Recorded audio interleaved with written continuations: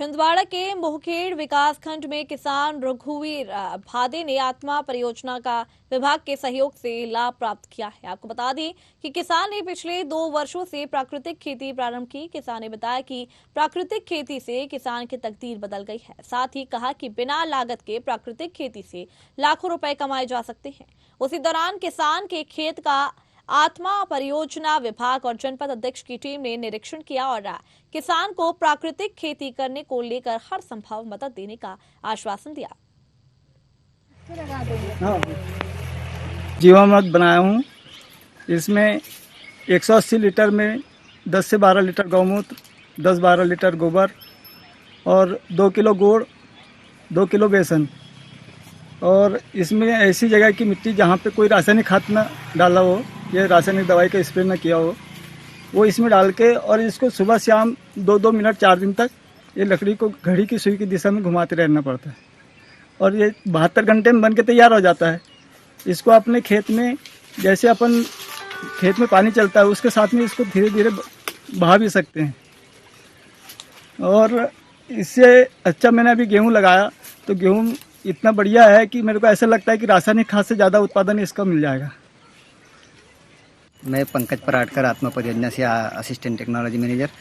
हमने सबसे पहले प्राकृतिक खेती की शुरुआत में सबसे पहले जो अपने क्या बोलते हैं FDDI में जो प्रशिक्षण हुआ किसानों को, वहाँ पे प्रशिक्षण उपलब्ध कराया। उसके बाद में गुजरात से आए मास्टर ट्रेनर के रूप में किसानों को वहाँ पे भी हमने ट्रेनिंग दिया। उसके बाद में किसानों के कहने पर हमने चारगांव करवल के किसानों को कम से कम 2 बार यहाँ पे प्राकृतिक खेती के बारे में जो जीवामृत, घन जीवामृत कैसे बनाई जाती है उसके ऊपर में प्रशिक्षण लिया।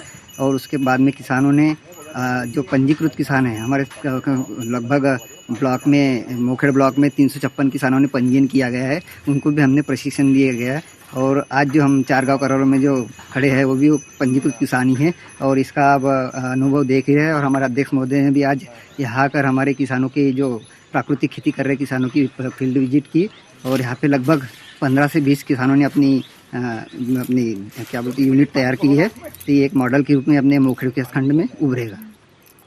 किसान भाई रासायनिक खेती छोड़ने के लिए काफ़ी,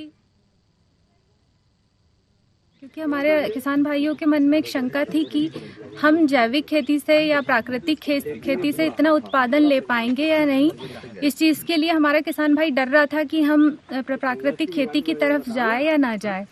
पर कुछ ऐसे प्रयोग हुए, कुछ ऐसी रिसर्च हुई जिससे प्राकृतिक खेती करना संभव हो पाया। कुछ ऐसी खादें तैयार हुई, कुछ दवाएं तैयार हुई जिससे हमारे किसान भाई आज बहुत ही कम लागत में अपने खेतों पर खाद तैयार कर रहा है, अपने खेतों में दवाइयाँ तैयार कर रहा है, जिनके रिजल्ट रासायनिक खेती के खाद और दवाओं की तुलना में अच्छे हमारे किसान भाइयों को समझ में आ रहे हैं।